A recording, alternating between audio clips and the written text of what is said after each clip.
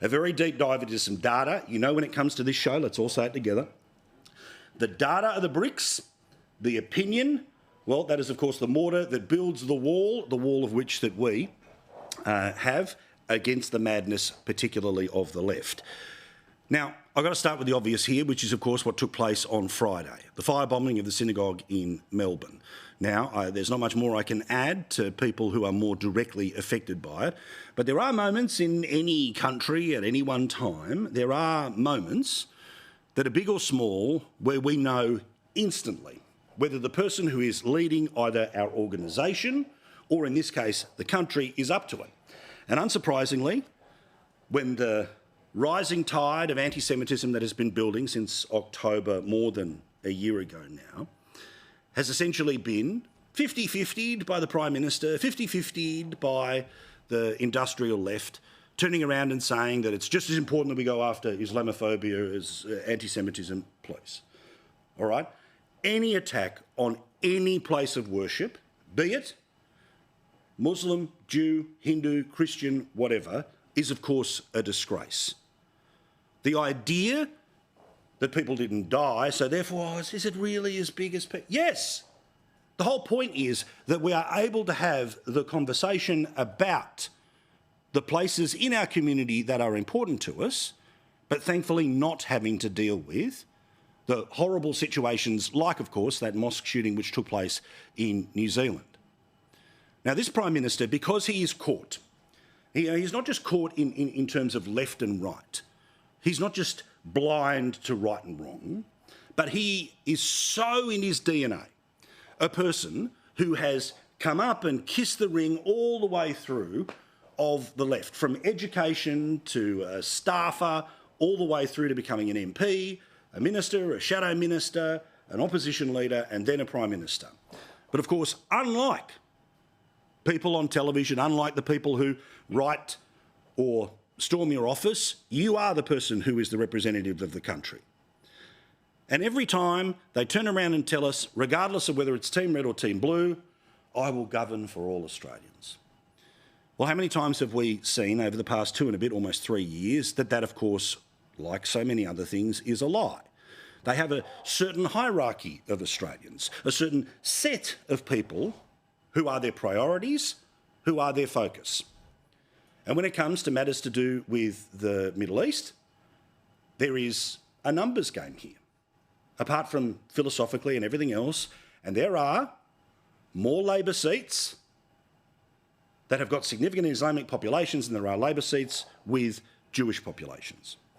Just like there are more Labor Party seats in the city or the suburb than there are in regional Australia. So when they have their choice about a policy like, say, renewable energy, they go, great, this is amazing. Everyone in the city loves it. Not a single person will be inconvenienced at the local doggy park in a teal seat. Instead, all those people who don't vote for us already, you're going to get 20,000 solar panels a day between now and 2030. Why? Because we want to say that we have cut 43% of 1% of the world's emissions. While China, of course, as we all know, under the Paris Agreement that Australia signs, they refer to themselves as a developing nation, despite the fact that they have a space station. We don't. They've held 2 Olympic Games this century. We haven't yet. God love you, Brisbane, in 2032. However, because they have a scenario where they keep people in poverty, they're able to refer to themselves as a developing nation. So you end up in this scenario where the hierarchy of things becomes directly linked to what will impress or annoy enough people to get us to 76 seats in the Parliament. If we get to 76, that's a majority, bang, we're fine. Everyone who disagrees with us, you can go jump. And that's why you got the response that you got out of this Prime Minister. Now, I dislike everything about his public utterances. You clearly know I wouldn't vote for him, but I do not think he's a nasty or evil man. I just think that in his worldview, there are these moments when the little light goes off and the emotional response is proportionate to just how bright or how frequent or how loud the siren is that's going off. And I want to show you why this Prime Minister was in two places on one issue. Now, you saw the firebombing. You saw how serious it was. It is a line that has now been crossed, that someone was wanting to destroy a holy site to another group of Australians.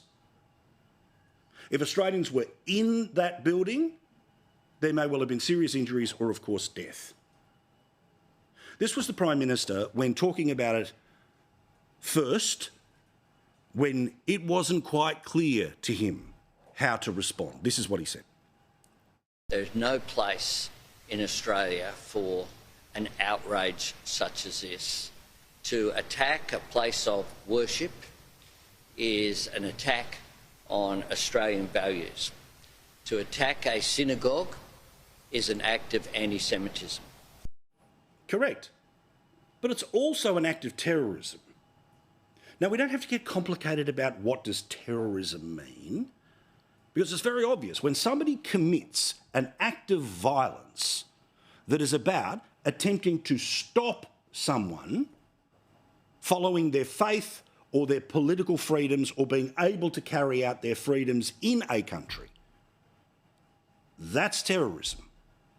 It would be exactly the same if it was an attack on a mosque, but it isn't an attack on a mosque. It was an attack on a synagogue. So let's stop the 50-50s. Understandably, people believe that the Prime Minister's first response did not match the moment, that yet again he failed that leadership test of being somebody who gets it, who knows how to muster all of the words that they've learnt, put them in the right combination to connect with the people who, most importantly, are at the absolute nucleus of it, but also a message which is sent from Cape York to Launceston, from Broome to Darwin, KI and everything else in between, that he gets it, which is why he copped it, and rightly so, after that first statement. The first thing the Prime Minister needs to do is he and his government need to declare yesterday's attack at the Adass Synagogue a terrorist event. Totally unacceptable in our country, and the Prime Minister needs to stand up for our values. When there's a hate crime that has been committed, and one that is designed to intimidate people, one that is designed to destroy property and attack people on the basis of their religion, when the crime is designed to strike fear into the hearts of law-abiding Australians, it is an act of terrorism. Now, wherever the Prime Minister was on Friday, where he should have been today, is Melbourne. Where he should have been in Melbourne today was, of course, at the synagogue. He should have been looking people in the eye, and he should have been responding to their emotional need right now. But, of course, he was nowhere near Melbourne today. Oh, the Prime Minister. The bloke's got his own plane. We all know that he's got his own plane, all right? He's even got a nickname, which is named after his puppy, all right? So if he wanted to, Toto One could have turned around, shoom, straight off to Melbourne. Could have done, doesn't have to do a red eye like people that are, booking, the Virgin or anything else. So he could have made it back, but he didn't. Instead, he stayed in Perth because he had really important work to do today. Today, he announced $1.5 million of taxpayers' money for the federal bailout of Sculpture by the Sea in Western Australia. Oh, what a priority. I mean, he couldn't have done this in a press release. He couldn't have waited till next week. Couldn't possibly have held off until the next time that he's there. No. It was more important that he was the saviour of Sculpture by the Sea than he was going to a site of an event that showed that Australia had crossed a new line. But he wanted to send a message, and one that was even noted today by normally the scribes for the TV news, who often give him the benefit of the doubt but didn't this time, where they noted, and they even said it in their 6pm news. These comments were stronger, but they weren't in Melbourne, they weren't in Victoria, they were in Perth, in part as he was saving Sculpture by the Sea. If you want my personal view, quite clearly, terrorism is something that is aimed at creating fear in the community, and the atrocities that occurred at the synagogue in Melbourne clearly were designed to create fear in the community, and therefore, from my personal perspective, certainly fulfil that definition of terrorism. Now, you've seen this bloke. You've seen him look pissed off. Remember when he couldn't get the housing bill through the first time, the second time, whatever, right? He was annoyed. Something had happened and he was, despite the fact I'm the Prime Minister, I can't fix this. I'd love to be able to magic wand, I can't. Instead, not stable, monotone. Because again, the flashing red light didn't go off for him to show that this was, but if it was an attack somewhere else, we all know what the response would be. He'd be there as soon as the fire trucks had left. Now, I don't know whether the community would even want him there, but the point is, as the Prime Minister of this country, he should be able to walk anywhere in this country. As the leader of our nation, he should have the stones to be able to look anyone in the eye, even the people who vehemently disagree with him, and have the confidence that he is the representative of the nation. Instead, he's 3,000 kilometres away and dragged to saying the right thing with the giant eye roll that could be heard on the East Coast. I want you to compare and contrast here to Peter Dutton, the alternative Prime Minister, and I want you to imagine if he was the Prime Minister, what set of values would be triggering for him to react to this moment that Australia should not be living in. Roll the tape. This is an act of terrorism, pure and simple, and I think the Prime Minister's deliberate decision to seek political advantage over the course of the last 12 months on this issue and play to a domestic audience of Green voters, I think has been deplorable and one of the worst things I've ever seen in public life. The Prime Minister took a deliberate decision 13 months ago to play down the level of anti-Semitism in the community, and the government's policies right up to this very day have made it less safe for people of Jewish faith in our country. And before you think, oh, there he is, Paul, just team blue, team red, what about an example of someone with the stones and the conviction and the heart and the capacity to focus from team red?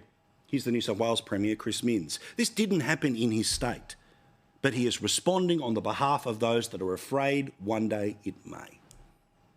Whether it's a synagogue, whether it's a church, whether it's a mosque in the state, we cannot have a situation where it's lawfully protected to exercise your religion, to practice your religion, but somebody else has decided to stop that from happening.